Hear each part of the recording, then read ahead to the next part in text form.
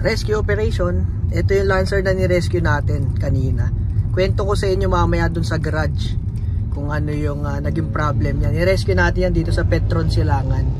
Explain ko sa inyo mamaya pag nakaparada na tayo. Dali na natin sa shop. Okay, eto na, nakarating na sa shop.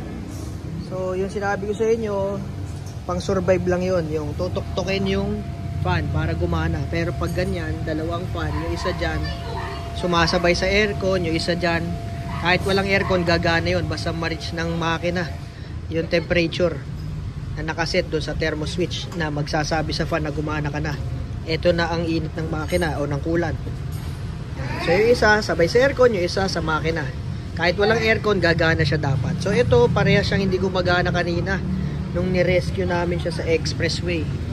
So ang basic na gagawin mo dyan, pag parehas hindi gumagana, syempre magtataka ka bakit parehas silang hindi gumagana.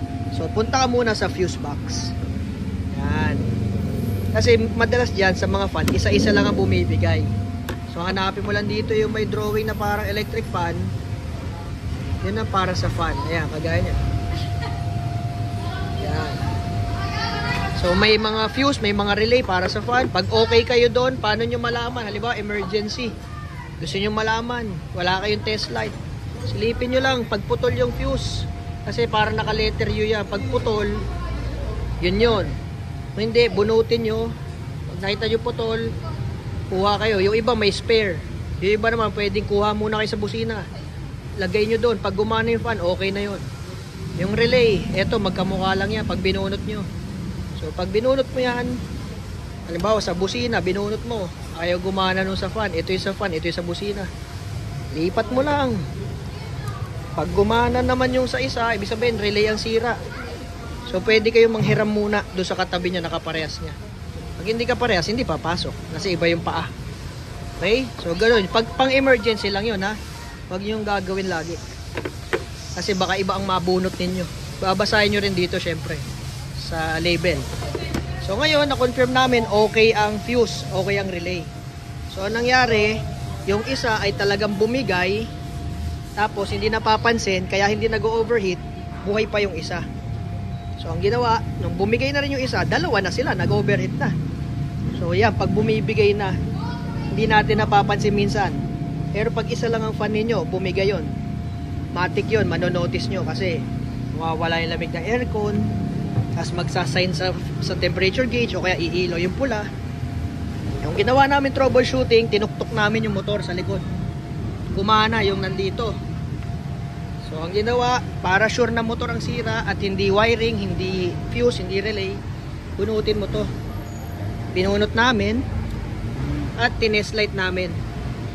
Pag inon ng aircon, dapat mag-iilaw yan. Alin dyan? Isa dyan positive, isa dyan ground.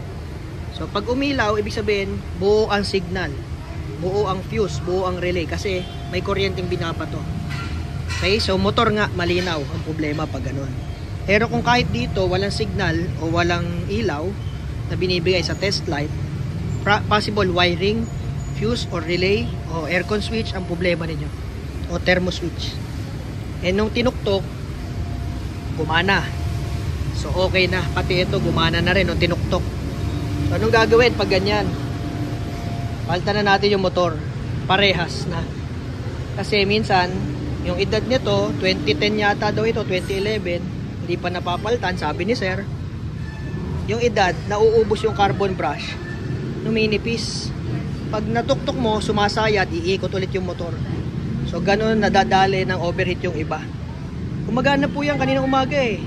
As mamaya, pag natirikan, paparescue sa amin. Sir, hindi po gumagana. Panoorin nyo, tutuktukin ko to. Pag ginanyan, yun, biglang gagana. So yun ang gawin nyo. Pag natirika kayo sa isang lugar at napansin nyo, hindi gumagana ang fan, kahit binuksan nyo na aircon, tuktukin nyo po yung motor.